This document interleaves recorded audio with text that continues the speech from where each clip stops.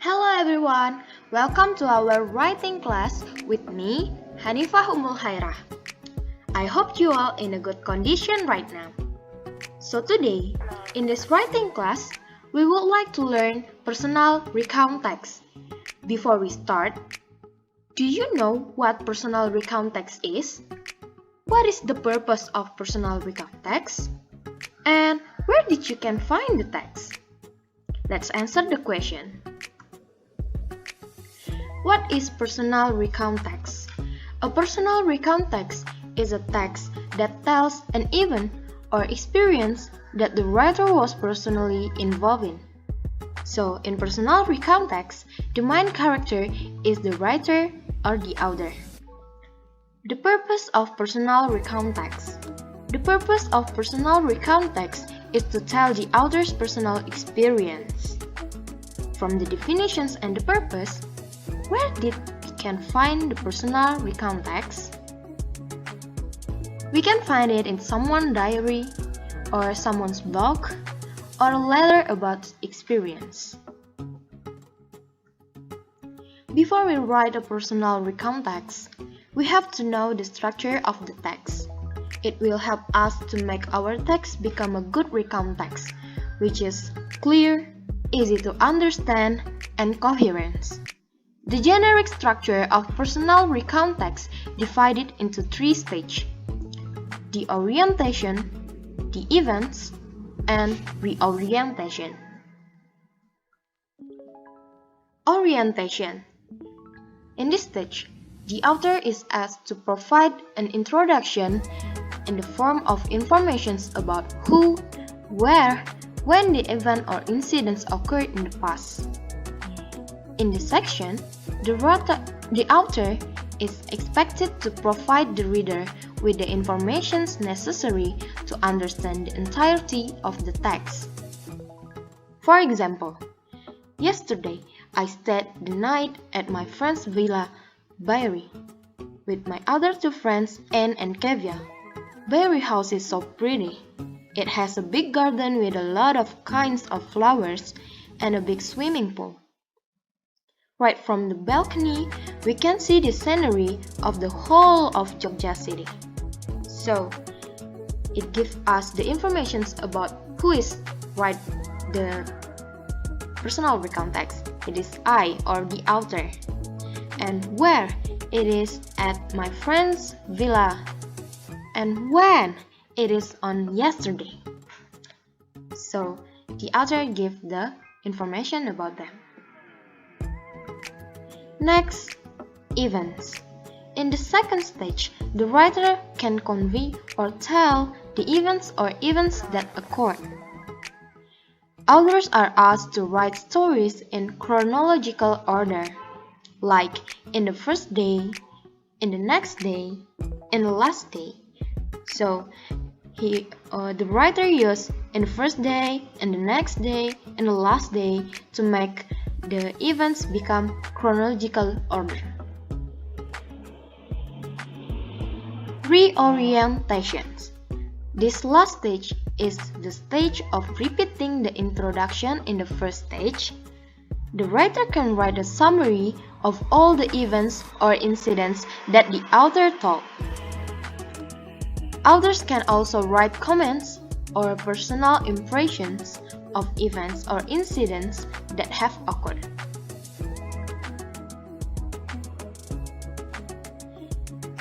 The next things that you have to know before start write a personal recount text is the language features. Language feature is the features of language that support the meaning. It can be sentence structure, punctuations, the verb, and etc. In personal recount text, language features divided into 4. Use first person pronouns, use simple past tense, use time connector, and use time signal. First, use first person pronouns. Because it is a personal experience or personal events, so the main character is I or the writer. The writer actually used singular first person pronouns like I, me, myself, mine, and my. And for the plural, the authors use we, us, ourselves, ours, and our. The next one is use simple past tense. We can identify the simple past tense from the verb past. For example, was, were, visited, when, didn't come. The third one is use time connector. It can be then, before, after that, and etc. The time connector is connect the first event to the second event or the second event to the next event until it finishes. And the last one is use time signal. For example, last week, yesterday, on Monday, last night, and etc. The use of time signal is really important when you use simple past tense. It can be identified that the event or the incident is happened in the past. Next, we jump to the example of personal recount text. In this example, there is someone's diary about one day's event. There are 3 stages: the orientations, events, and reorientations. In the orientations, the writer or the author tell us about when it happened. It's on Wednesday, November 18, 2011. The writer also gives us the general information about the events or the background of the events. Next is the events. It starts in the morning and finish when the author's teammates was holding a large birthday cake in front of her. And the last stage is reorientations. In the reorientations, the author tells about his or her feeling about the event. So next is the language features. There are 4 language features: the first person pronouns, time connectors, simple past tense, and time signal. First person pronouns. The author used we, I, me, my, myself. For time connectors, it is show the order in which something took place. The writer used when, then, after. Use that. Simple past tense to show that the actions happened in the past. We know it from the verb.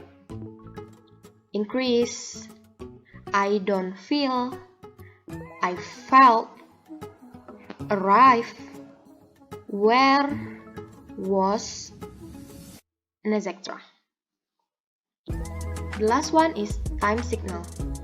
It gives the informations that something happened in the past.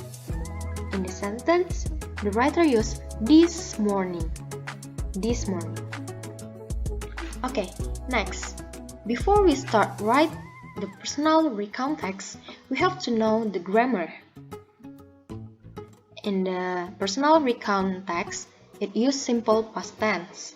The simple past tense shows that an action started and completed in the past and has no relevance to the present time at all. It can also be used to describe how someone felt, what their emotional condition was at the point in the past. The formula for past simple tense divided into 2 kinds of sentence: nominal sentence and verbal sentence. Nominal sentence used to be, and the verbal sentence use verb. They are divided into 3: the positive sentence, negative sentence, and interrogative sentence. For positive sentence with to be, we use subject plus was or were. For example, they were friends. For negative sentence with to be, it used subject plus was not or were not plus complement. For example, they weren't friends. And for interrogative, it used was or were in the beginning of sentence plus subject plus complement and then a question. For example, were they friends? Okay, the use of was or were. Was is used for singular subject, for the singular, and were is used for plural. They is plural, so the to be is were. They is plural, so the to be is were. Yeah, subject is friends, they friends, and the to be is were. Next, for verbal sentence. In the positive with verbs, it use subject plus ed. Verb ed is verb for past. For example, she worked yesterday. She worked yesterday. The verbs is work. The best form of the verb is work, and we put ed. It's become work. Negative sentence with verbs. Subject plus did not plus verb in the best form. So, for example, she didn't work yesterday. From the verb is didn't work. Did not work from the best form of work. Then the interrogative. Did plus subject plus verb in the best form plus question. Did she work yesterday? Did she work yesterday? So, did is in the front of the sentence, subject she, and work is the verb best form. The use of simple past tense. First, it used to express completed action in the past. For example, I saw a ghost last Friday. It already complete because it happened last Friday. To describe a series of completed actions in the past, so there are several actions complete in the past. I finished work, walked to the beach, and found a nice place to swim. Several actions: work, walked, and found. To express habits in the past. When I was young, I watched lots of televisions every day after school. So it is an habit. Every day is an habit. In the past, when I was young, so it already finished. It not happened in the present tense. In the present time. Sorry. And the last use is for stative verb. Have, be, think, know, dislike, need, or wish. Someone's feel. For example, he had a small cottage in the woods. So had here is not for perfect. It means that he has something, have something, own something. Okay? But now he didn't have it. Already not belongs to her or to him. Something that you have to know to use simple past tense is know the regular and irregular verbs. The main difference between regular and irregular verbs is that regular verbs have past participle tense that very similar to their present tense, while irregular verbs have their past and past participle tenses very dissimilar to the present tense. List of common regular and irregular verbs. You can say it answer in the present form just plus ed for the past and past participle. So it called as the regular because the form is very similar, right? Ask become asked, boil become boiled, boiled, and etc.